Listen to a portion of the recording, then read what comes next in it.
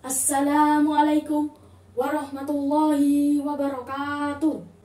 Puji syukur kita panjatkan atas kehadiran The King of the King, the creator of everything in this universe is Allah Subhanahu wa Ta'ala.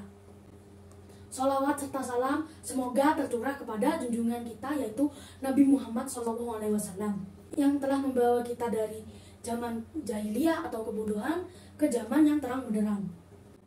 Teman-teman dan hadirin sekalian yang saya hormati, marilah kita ulas kembali kisah keteladanan hidup beliau. Tapi sebelum saya melanjutkan ke pembahasan, saya ingin bertanya satu hal kepada rekan-rekan semuanya. Siapakah idola kalian? Tidak lain dan tidaklah bukan adalah Nabi Muhammad SAW.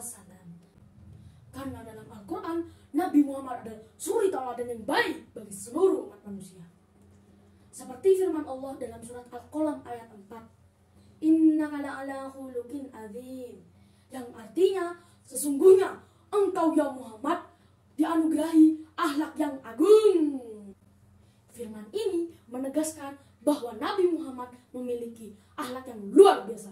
Kehadirannya senantiasa membawa pesan cinta, kedamaian, dan keadilan.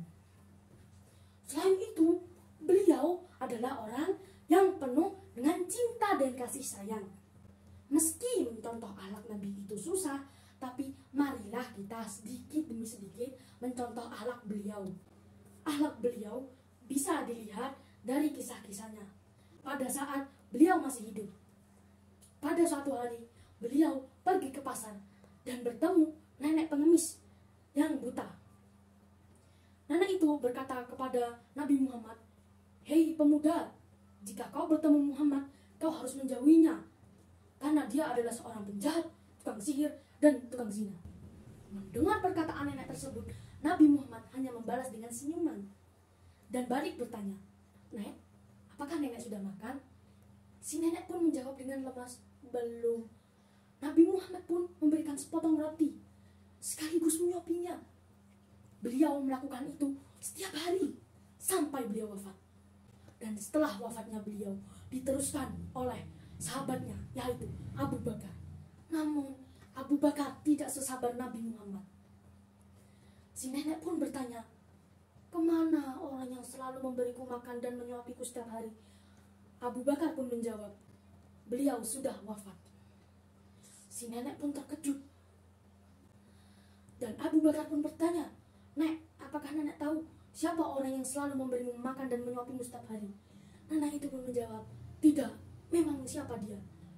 Abu Bakar pun menjawab, "Dialah Muhammad yang engkau jelek-jelekkan selama ini." Nenek itu pun terkejut dan sedih, menangis mendengar perkataan Abu Bakar. Dan dia mengucapkan 2 kalimat syahadat. Asyhadu alla ilaha illallah wa asyhadu anna Muhammadar Rasulullah. Dari kisah beliau dapat mencontoh untuk berakhlak yang baik kepada sesama manusia, baik itu orang tua, guru, maupun teman kita. Beliau menunjukkan memiliki akhlak yang mulia. Meskipun dizalimi oleh orang lain, kita tidak perlu membalasnya. Akhlak tersebut dapat kita contoh, bersikap dan bertutur kata yang sopan kepada orang tua.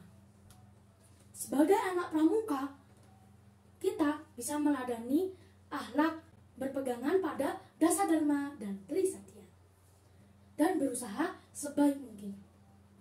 Ternyata Rasulullah memiliki tips agar kita memiliki akhlak sebaik dengan selalu berpegangan kepada Allah Subhanahu wa Ta'ala. Dalam hadisnya, Nabi Muhammad bersabda bahwa kita harus bertakwa kepada Allah Subhanahu wa Ta'ala dan memohon ampun ketika melakukan kesalahan. Mungkin hanya itu yang saya dapat sampaikan. Semoga ada manfaatnya bagi kita semua, khususnya bagi saya pribadi, umumnya bagi kita semua.